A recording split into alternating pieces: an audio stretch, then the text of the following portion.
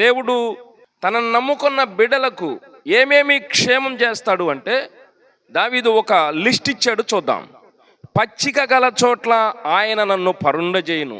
పచ్చిక గల చోట్ల అంటే సమృద్ధి అయిన ఆహారము, సంతృప్తి అయిన ఆహారం ఇస్తాడు. కాబట్టి పచ్చిక గల చోట్ల ఎందుకు ఈ భాష వాడాడంటే దావీదు గొర్రెల కాపరి గనక తన గొర్రెలకు ఎప్పుడు ఏది అవసరమో, ఎక్కడికి తీసుకెళ్తే చక్కని మేత ఉంటుందో ఆ గొర్రెల పట్ల దావీదుకు శ్రద్ధ ఉన్నది కనుక అదే పోలిక దావీదు పోల్చుకుని, నేను గొర్రెలకు కాపరిని, నా గొర్రెలను నేను మంచిగా కాపాడుతాను, నా గొర్రెలను నేను పోషిస్తాను. ఒకవేళ నా గొర్రెలను మింగటానికి సింహము కానీ ఎలుగుబంటి కానీ ఏదైనా వస్తే నా గొర్రెల కోసం నా ప్రాణమును పెడతానికైనా వెనకంజేయను. ఇది నా లక్షణం. నేనే ఎలా ఉన్నానంటే, నేను ఆరాధించే దైవం నాకంటే గొప్పవాడు, నాకంటే శక్తిమంతుడు, నాకంటే మంచివాడు. కాబట్టి దావీదు ఆ పోలికతో పోల్చుకున్నాడు. నేను గొర్రెను, ఆయన నా కాపరి. ఈ రోజుల్లో క్రైస్తవుల్ని గొర్రెలు అంటున్నారు.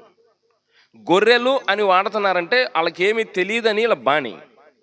కానీ ఇక్కడ గొర్రెలు అని బైబిల్ ఎందుకు పోల్చాడంటే, యూదులు ఇజ్రాయేలీలు పశువుల కాపర్లు.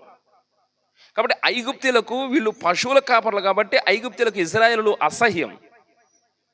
కాబట్టి గొర్రెలను కాసే వృత్తి దావీదుది.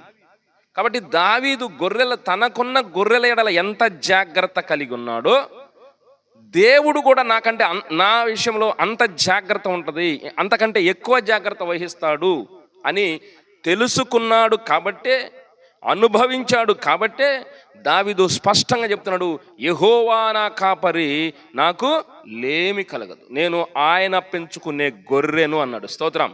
గొర్రె అంటే తెలివి తక్కువైంది కాదండి. గొర్రె అంటే అంత పవిత్రమైంది. ఏ పశువైనా బురదలో పడింది, కానీ గొర్రె మాత్రం బురద జోలికి వెళ్ళదు. స్తోత్రం.